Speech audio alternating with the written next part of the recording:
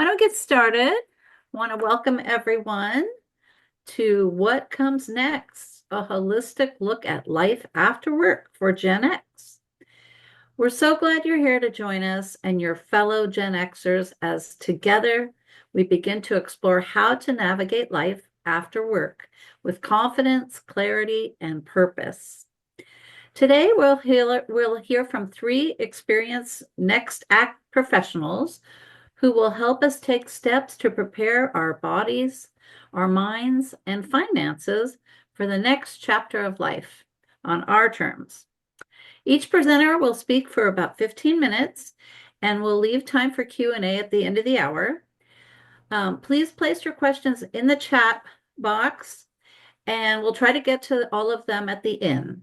After the webinar, you're going to receive a short survey, which will also provide you an opportunity to choose if you like additional information from any of our Next Act pros, okay?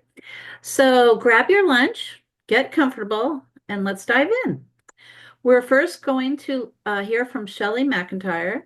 Shelley is a certified third act coach who works with Gen Xers ready to leave the corporate life and figure out what's next. Shelley helps people get clear on what they want, build the confidence and to go for it, and create a meaningful next chapter that truly feels like them. So Shelley, take it away. Thanks, Stacy. Hi, everybody. Stacy said, I'm Shelley McIntyre. I work with Gen X professionals who are figuring out how to leave the corporate life behind and design a third act of intention and joy and energetics. So I talk to a lot of people who have been laid off, they are burned out, they're trying to figure out who they are outside of the context of work. And so all of you have built a successful life and you're here because you're wondering what is coming next. This is maybe for some of you the first time that you get to plan your next act intentionally because you've been busy responding to the needs of lots of other people for many decades now. Our focus today in my part of the talk is going to be on the life side of planning, like how specifically your identity and your values can shape what will come next for you. So I like to think of life in these general this three act arc. So act one is growing and learning. You're going to school, you're responding to what other people want you to know, you're following a lot of orders. That's act one. Act two is the bulk of your working life. And even if you chose the jobs that you're doing, you're still in this responsive mode of attending to the needs of others, of needing things from others. And act three is one that I see more as like an alignment and fulfillment stage where we get to decide what we're going to do. And for a lot of people, act three can really catch them off guard. It's like an exciting idea to have a blank page in front of you, but it's also deeply terrifying for people who have relied on the structure, the status, the title, the accolades that all of Act Two provided for you. And now, for a lot of people, it just vanishes. And you have to write a new chapter for yourself. And we don't have a lot of practice doing that. So we're all kind of beginners as we enter this third phase. It's exciting and it's scary at the same time. We're losing a lot as we enter the phase. So I like to talk a lot to people about grief and how such a normal experience to recognize what we're losing as we head into what could be a really joyful time of our lives. There's a lot of conflicting emotions here. So what is going to guide your choices? I think you need to build a new foundation as you head into this third act. And that foundation really can rest on your core values, who you know yourself to be at the core.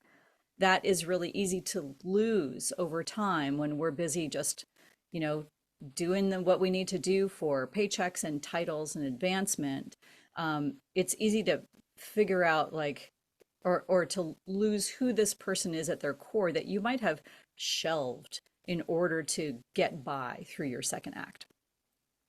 There's a lot of common fears and worries in this stage. One is that when you leave your job, when you leave your career, your identity will go with it. That's an identity that will go with it. And that could have been a corporate mask that you put on. I like to call it work drag, that you got suited up in every day. So that's one common fear. Another is really drifting around without that structure. We really came to rely on the structure of a daily commute or certain meetings or seeing the same people every day. That actually helps settle our nervous system to have that kind of consistent and repetitive structure. And then you're faced with this blank page and an empty calendar. And sometimes some people kind of freak out. Like it's a really hard thing to deal with a lot of empty space when you're used to all that space being filled. And there's a lot of ways that people cope with that. One of them is just to get busy with activities that are not really well thought through. So we can reframe in this time. It's really an opportunity to get back to who you are at your core and to also use some very light structure to energize you and unlock some creativity. So we're going to start trying that today. We're going to begin with a 5-minute exercise because values are really at the core of this. Let's figure out what they are. This is going to be a solo exercise, so don't worry, you're not going to be put into breakout rooms or anything. But I'm going to drop into the chat a link to a personal values exercise. And I'm going to invite you to open up that link that I just sent. It's not a very long list of values, and have a read through them. And what I'd like you to do, you can open like the Notes app on your computer, or if you've got a piece of paper nearby, jot down 10 to 15 words from this list that really resonate with you. And I'm not talking about words that sound nice, words that really reflect who you are at your core. Like they represent something that you would go to the mat for, that you believe strongly in. So take a look through the list and jot down 10. I'm going to give you a minute to do that. And then give me like a reaction of like a heart or an emoji or something once you got your 10 to 15 words. And I'm going to just go on mute for a minute while you figure this out.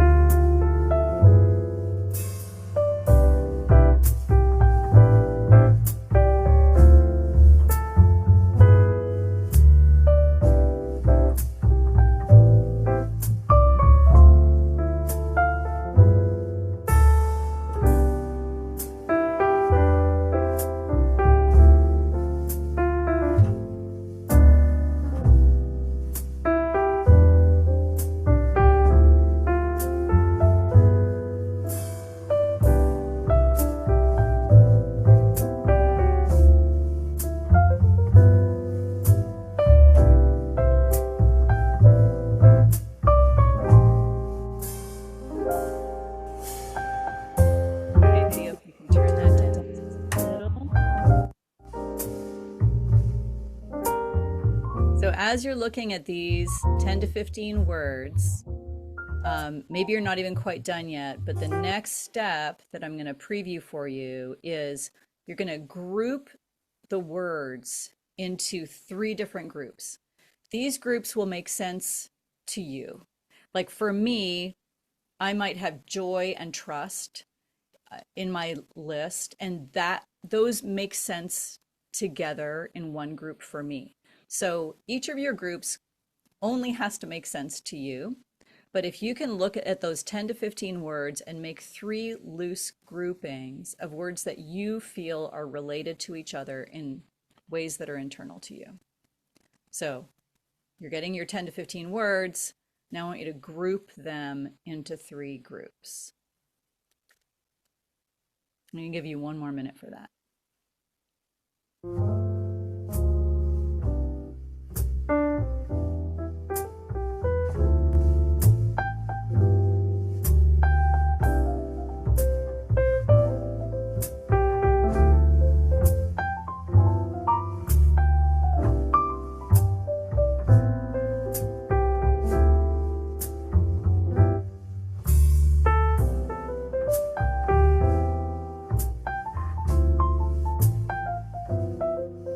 Okay, let's say you've got your 3 groups.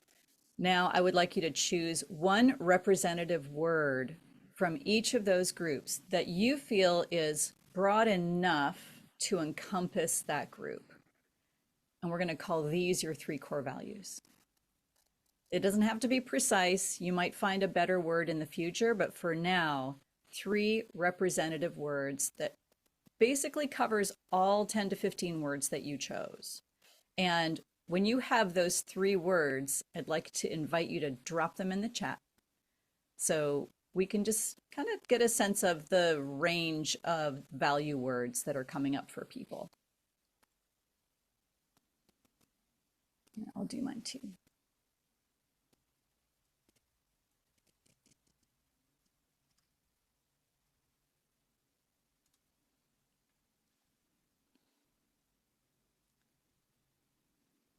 Beautiful. Appreciation, empathy, generosity.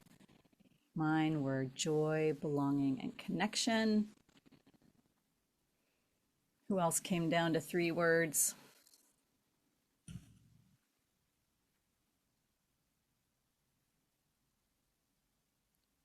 And if you're just joining, we're in the midst of a values exercise that you can see earlier in the chat.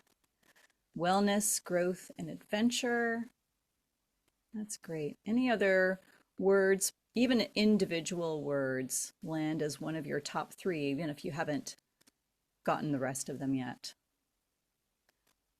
Relationships, spiritual and intellectual. Beautiful. That's great. Fulfillment, belonging, wellness, family, curiosity, growth. These are all so excellent. And for the folks who are just joining, I'm adding into the chat again the link to the values exercise in case you want to complete that later. And I see family, health, balance. Okay, these are all excellent. And now that you've got these values, of course, you can revisit them. There's lots of other lists of values out there to consult. But this can really be your internal GPS for the next phase. Now, values become really powerful when we use them as decision makers and tiebreakers. So when you're faced with a choice about what to do next, can you lean in the direction of one or more of those values? And you can also use it as an internal reflection, like how am I living into my values now? And where am I out of alignment? So if one of my values is wellness and I'm eating a lot of junk food and not exercising, like can I make some tiny shifts to go in the direction of my values? Every time we use values as a tiebreaker or a direction finder, we will stay in alignment with who we really are and what's important. So you're building this new foundation decision by decision. And when the decision can be based on values or point you in the direction of values, you're going to be more secure in what you do next. So in conclusion, this next act is not about drifting or reacting. It's really about designing a life that's aligned with who you truly are at your core and making something that is truly your own. And as Stacy said earlier, if you want some support with the planning the next phase, I do one-on-one coaching with Gen X professionals who are designing the next phase of their lives. And I will drop a link into the chat so you can learn more. And in the meantime, I'm going to pass it back to Stacy. Thanks for participating. Thank you so much, Shelley. That's a really fun exercise. I hope you guys had a good time doing that too. Um, all right, well, on to our next presenter. We're going to hear from Scott Schill, Director of Longevity Law and Planning at SR Schill and Associates. Scott takes a holistic approach to financial and longevity planning, helping Gen Xers align their money with what matters most so they can move forward with clarity and confidence. He's passionate about helping clients prepare for the life they want, which is not just retirement. So I'm going to throw it over to Scott. Thank you, Stacy, and thank you, Shelley. The value-driven approach is something that applies, I think, across all of our presenters, and that was a really helpful exercise. So Stacy said, I'm a longevity advisor who helps Gen X professionals like you create flexible, value-driven financial strategies in the age of longevity. You know, retirement isn't an endpoint. It can be a 40-year chapter. And, think about it. It's possible that our next act may be longer than our period for college and adulting combined. So it's a very interesting situation we find ourselves in. So let's start here. The numbers are clear. A 55-year-old woman today has a 50% chance of living past 90. So the real question at this stage is our wealth structured to support the kind of life we want for the next 3 or 4 decades, with all of its changes and opportunities and uncertainties? So when we talk about financial planning now, we're not talking simply about retirement.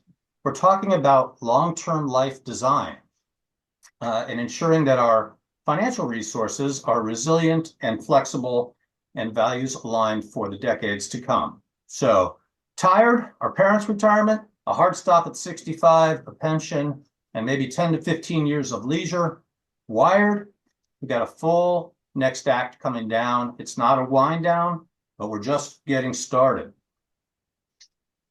So we also are, hey, we're Gen X, we're the sandwich generation, and there are some realities associated with that. So you've built a great career, you've saved, you've done really well.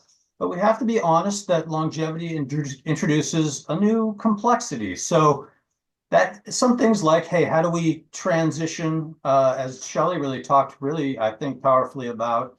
And also on the financial side, we're going from an accumulation side of our lives to an intention side of life. But one part that really kind of gets overlooked is, as the sandwich generation, if we're parents, we sort of learn through trial and error a little bit about doing that, and we're planning for our own future, but we are still kids. We are adult kids, and our parents are living longer.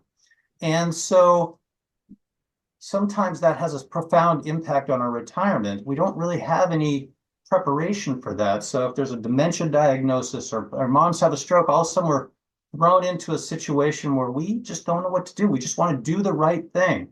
And sometimes different family members have different ideas about that. So longevity planning goes a little bit beyond just the finances. So for example, let's say that happens. Mom has a stroke and the doctor says, good news is mom's going to live.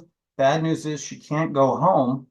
What do you do in that situation? Well, like most of us, we say, hey, well, what do you recommend in this crisis? She's got to be somewhere in 72 hours. But oftentimes that's not where mom wants to be. So what we want to do as part of your building your robust longevity plan is to be able to say, hold on a second. I do know what my mom wants. My mom wants to be home. I want to do that, but I don't know how to make this crazy system work. But I know who to call. And you're going to have a care manager there that's going to go work with the hospital. If it's viable to go home, they'll put the pieces, hey, we need a little bit of care. We need some equipment. And by having these longevity resources in place, you are able to be a great adult child for your parents without overwhelming your life and make the system do a little bit more for you. But let's look about what financial planning means today. In the old days, it was a little bit simpler. It was, hey, we're going to save until we're 65.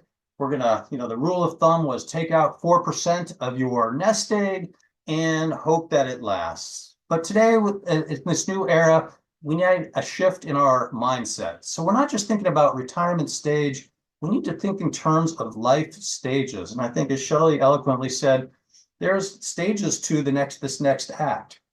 We want to think not just in terms of our net worth, but we want to think of lifetime utility, how we're going to make that actually work for our plan. And you can't just say, okay, this is the average returns. Let's just plug that in and how that's going to work. We want risk-aware reliance. We want, this is really about building a long-range financial strategy that can adapt as you adapt. So what does that look like? We really want to start with taking the big picture. If we can take the big picture, financial picture, assets, income, expenses, that gives us a really powerful foundation to build something that will fund our next act in a way that aligns with our values and our goals. So it begins with asset allocation for a multi-stage life. What is asset allocation? Asset allocation is the tool that is used to kind of address volatility and also align risk with our time horizon. So what does that mean? It means, hey, if we have our investment portfolio, not just in stocks, not just in bonds, not just in international stocks, but we have some gold and we have some real estate, and we have some natural resources. What the research shows is that, hey, when one sector is going really well, we're not going to do quite as well as that because we're diversified. And if the market's going down, we're going to do a little bit better because we're not locked into that one sector. And over time, actually, by moderating the volatility on both sides, you come out net ahead. And what does multiple stages mean? Well, some of us are thinking about our next act, and let's say we're thinking about transitioning at the age of 60. This provides kind of a golden window because we're at a time where our income from our career may be decreasing or dropping off, but we don't have our retirement income of Social Security or our required minimum distributions from our retirement accounts coming in. So this golden window might be a great opportunity to transition some of our traditional retirement accounts to Roth retirement accounts a little bit at a time. Now, why does that work? Because those distributions are taxable events, but because our income is low, we can pay taxes at a lower tax bracket on those rollovers. And now we have a pot in this Roth that can grow for the rest of our lives without tax. So that's an important thing. Now, another aspect of longevity is that, in the old days, hey, we hit 65, we got a few years left.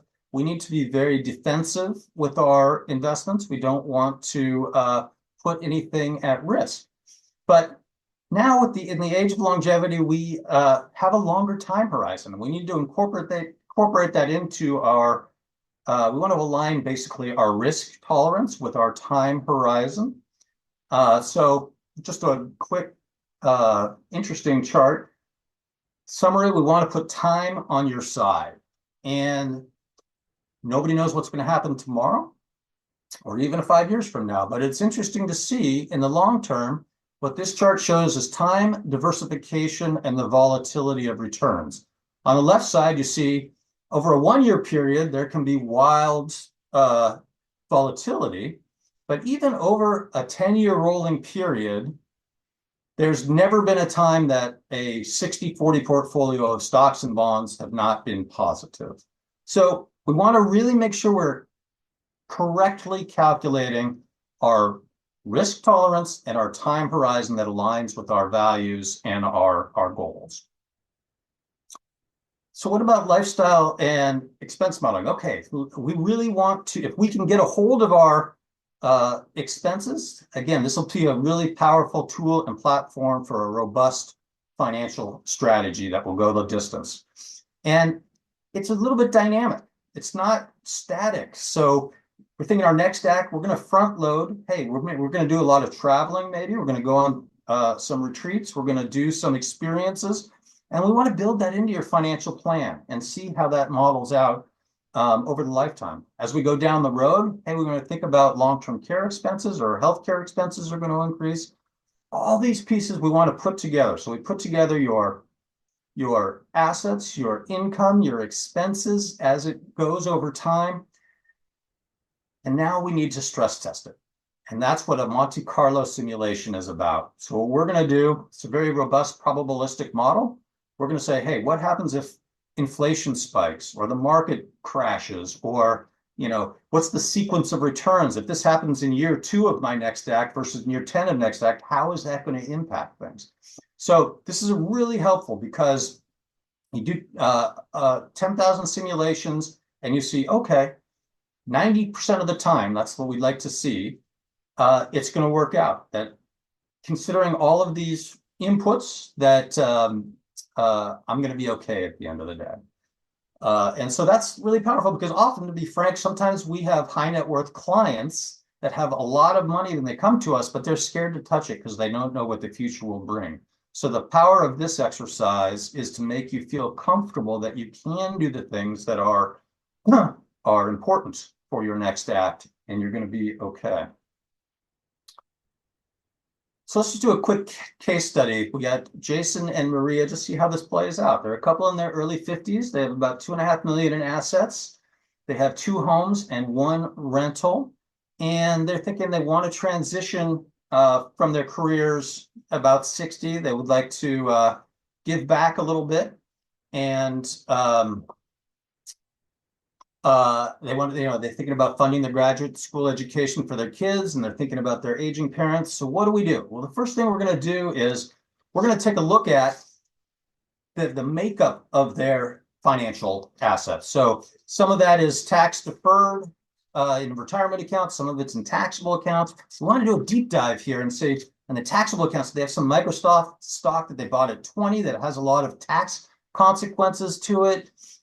So we want to make sure that we're understanding how to optimize the tax situation. Then we want to do that correct asset allocation and make sure that they have a sturdy and robust portfolio going forward. And now we can think about what would be a tax diversified and efficient way to fund that retirement as they're withdrawing or as they're drawing down. Maybe it's here, maybe appropriate to do that early Roth conversion in that golden window where their income is low so that they can save on taxes down the road. On the real estate side, we're going to start to think about repositioning, maybe even thinking about right sizing at this stage of our life and finding a home that is maybe our forever home that we can stay in for the rest of our life. Put all these pieces together, and then let's run the numbers. And we'll do the Monte Carlo simulation. Hopefully it comes up above 90%. If it doesn't, this is where the power of a certified financial planner really comes into play, because now we can work with the pieces that we have. And some of these pieces inputs have kind of a butterfly effect. So something, a minor tweak that affects things early in your retirement can have a compounding effect later on. So having the benefit of a fiduciary financial planner can really help us fine tune and give us confidence in our plan. So these are the things I think us Gen X professionals should be start to think about now, not 10 years down the road, but really start to think about, how long will I work? Where will where should I live? How long will I live? And will I be healthy? And I'm teeing that up for Stephanie down the road, because the important part here is that we have control, some control and input on these things, and thinking about these things now can make a big difference down the road. And then what do we think about part 2? We think about, are your assets structured for 40 plus years? We've got to think about our longevity.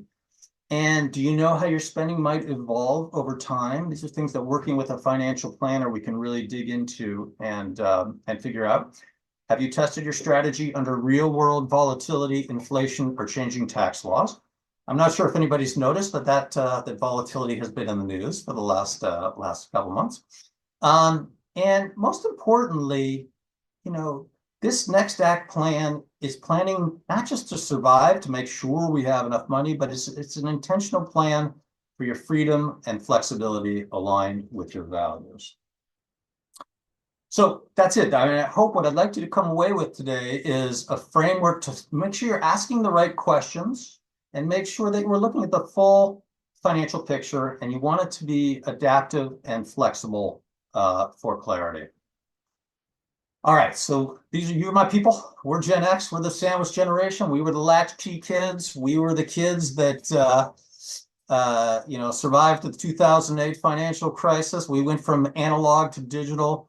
We've always been adaptable and we've always been resilient. And this is our generation is really poised to be the first one to take advantage of this incredible opportunity, which is longevity, and to do it right.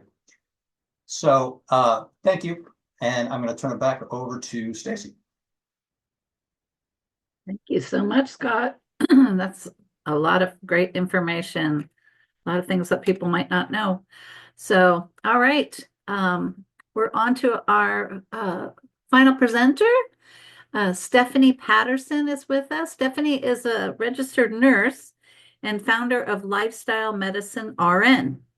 Stephanie helps create sustainable, healthy habits that support long-term vitality and well-being.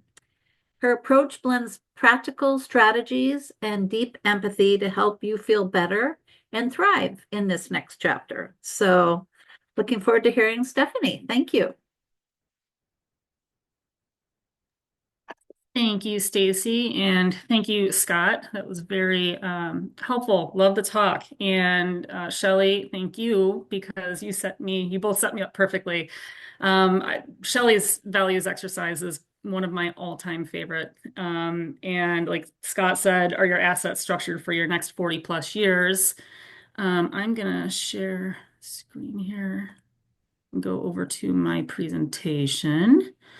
We are going to talk about what is the trajectory of your health over the next 5, 10, 40 years. Can everyone see that okay? Can Stacy or Shelley give me a thumbs up? Yeah. Okay, good. All right, so we're going to talk about lifestyle medicine for longevity and why your health is your most valuable investment. A little bit about me. So I am a career-long cardiac nurse, and what that looks like has kind of morphed over the years.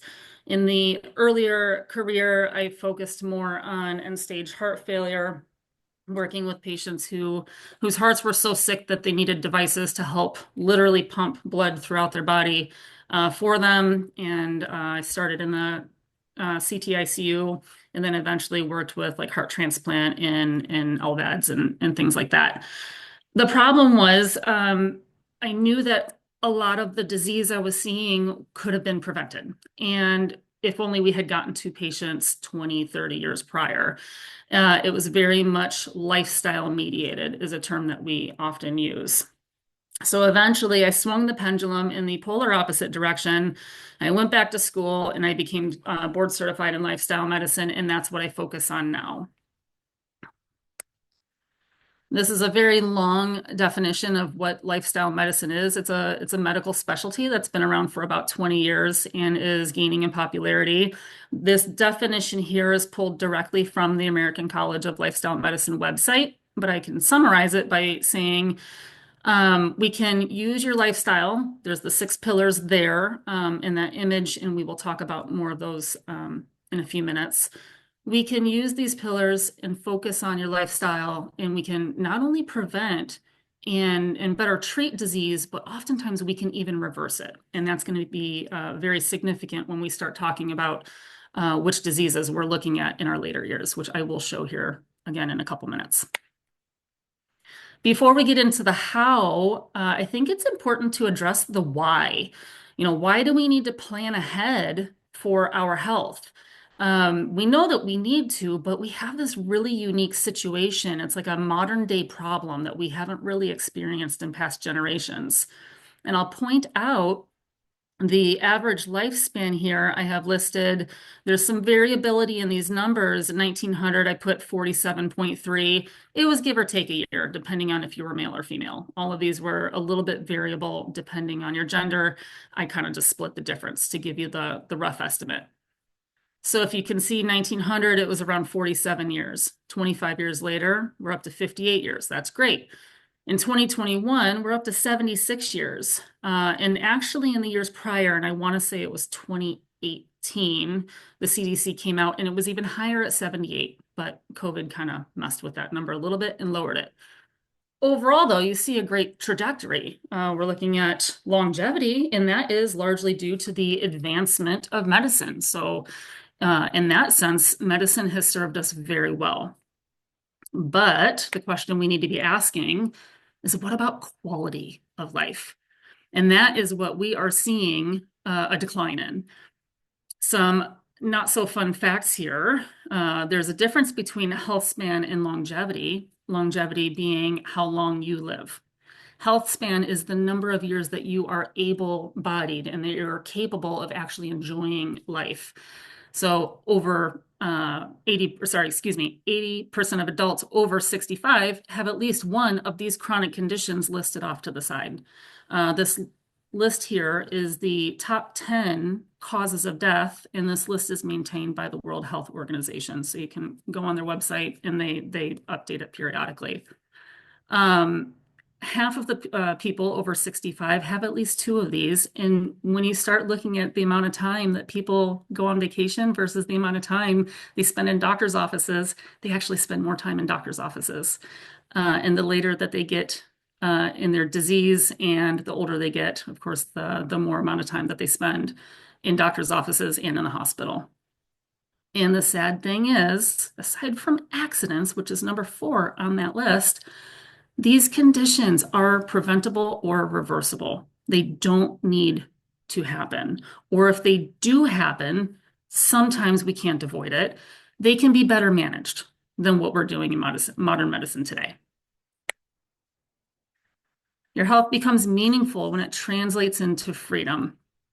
And what I mean by that is, I think in the back of our minds, we know we want to be healthy, but when it comes time to take action to change our lifestyle and change the way we go through our day, change our habits, we often set a goal that is rooted in, fear of disease. And that is a great place to start, but it is not a good long-term motivator. So what you really want to do, and this is where I'll give Shelley another shout out with that values exercise, is you really want to look at how you're going to live your life and start living into those values now. So that way, every decision that you make and every habit that you want to change, you can start asking myself, is this directly tied to, look at your list of values from earlier. Does this allow me to seek adventure? Does this give me fulfillment? And does this give me more time with my grandkids? And then when we're thinking of our health and our decisions in those terms, all of a sudden, sometimes it's a little bit easier to, pass on the extra piece of chocolate cake. Just as we mentioned earlier that our, next generation here is in stages, so is disease. And I have this spelled out here. Obviously, this is not exact, but roughly, if you look at the left, you're going by decade of life, and the what's happening is the general lifestyle expectations that we have based on certain decades of our life. When you're in your 20s, you're going out, you're in college, you're partying with friends, you're not really thinking much about your health or what you're eating.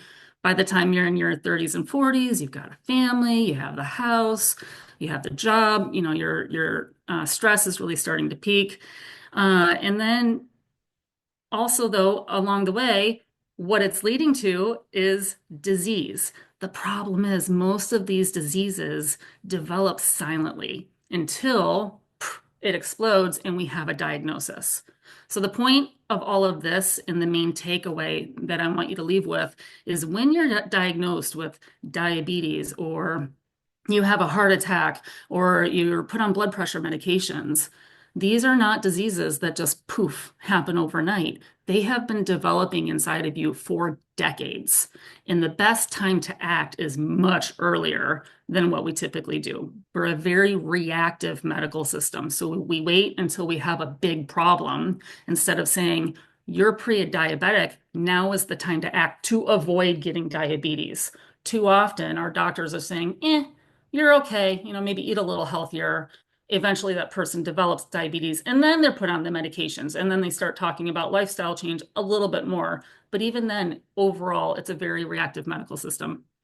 So one of my goals out for all of you is to change that and give you the knowledge and ideally some tools to be able to be more proactive much earlier on. So now we'll jump into very quickly, how do you do that? And honestly, the recipe for healthy living is actually pretty simple. I put my main 4 points that I go over with every client to the left. It's eat real food as much as possible. Uh, Eat more plants. 96% of Americans do not consume enough fiber. Move your body in ways that you enjoy. That does not necessarily need to mean exercise. If you want to go for a walk, if you enjoy dancing, if you want to, if you've never done a martial arts class, but you've always wanted to, go do it. Because if you are not eating and moving your body in ways that are enjoyable to you, you will not stick with it long term. So much of what we would work with, or what I do when I work with people, is discovering what brings joy to our life while is also still a very healthy habit. Also, lastly, we need to prioritize sleep and human connection. And I don't really call this one out. I'm going to point out stress management. I don't like that they call it stress management, because we need to stop managing our stress and we need to start living into our values and creating a life that doesn't create daily chronic stress. When we can get over that hurdle, then we can tackle these other 4 points. And one other thing I like to point out on here too is the whole food plant-based nutrition. Really what that means in lifestyle medicine is eating more plants. You do not need to become vegan. You don't need to be 100% plant-based. It really is more about cutting out more of the junk, which really is the bulk of our diet in America, and just eating more plants. And then what that looks like for each person is going to vary. So the secret to success, this really kind of revolves around that whole, creating a less stressful life. Often we need to simplify. We need to start learning how to say no to things. We need to give yourself permission to put your needs first. We need to know your deeper why. Why is all of this important to you? And also look within and really, go to the darker places. Know your vices. How do you cope with stress? Are you having a drink every night because, your work stresses you out or the kids stress you out? Are you leaning on sugar every day at 3 p.m. To get you through the afternoon? Because once you actually bring those out into the open and you start exploring why you're doing those in the first place, then you can start working on those habits to actually reverse them and change them for the better. Overall, we don't want to keep focusing on health outcomes. We want to shift and really lean into the person we want to be in this next chapter. Who do you want to be? Where do you want to go? Who do you want your circle of friends and family to be? What activities do you want to do 20 years from now? Set that as your goal, not I want to lose 20 pounds or get off my blood pressure medications. So just to conclude, retirement planning is not about how long you can live. It's also not just about how much you can afford. It is very much about how well you can live. And it is never too late to start investing in your health. So I have my contact information there, and I will say thank you all, and I will give it back to Stacy. Oh, thank you so much, Stephanie. Really great information there too. Let's see, I don't see me. Well, oh, there I am. Listen, I would like to thank again to Shelley and Scott and Stephanie. It's been such a pleasure learning more from these Next Act professionals. I'm sure everybody enjoyed that, but I want to thank all of you for joining us for What Comes Next, a holistic look at life after work for Gen X. So we hope today's conversation sparked some fresh thinking about how to prepare your body, mind, and finances for the life you want after work. Whether you're just beginning to explore what's next or already mapping out your path, know that you're not alone and that support and guidance is available along the way. So you'll be receiving a short survey in the chat box, but we're going to also follow up in your email. And we'd really appreciate your thoughts and feedback. Your input really helps us to shape future events to better meet your needs. And speaking of the future events, we're actually planning an in-person seminar with additional speakers for the fall. If you'd like us to keep you in mind, to keep you in the loop on a date and location, please be sure to include your contact information in the survey. And thanks again for spending this part of your day with us.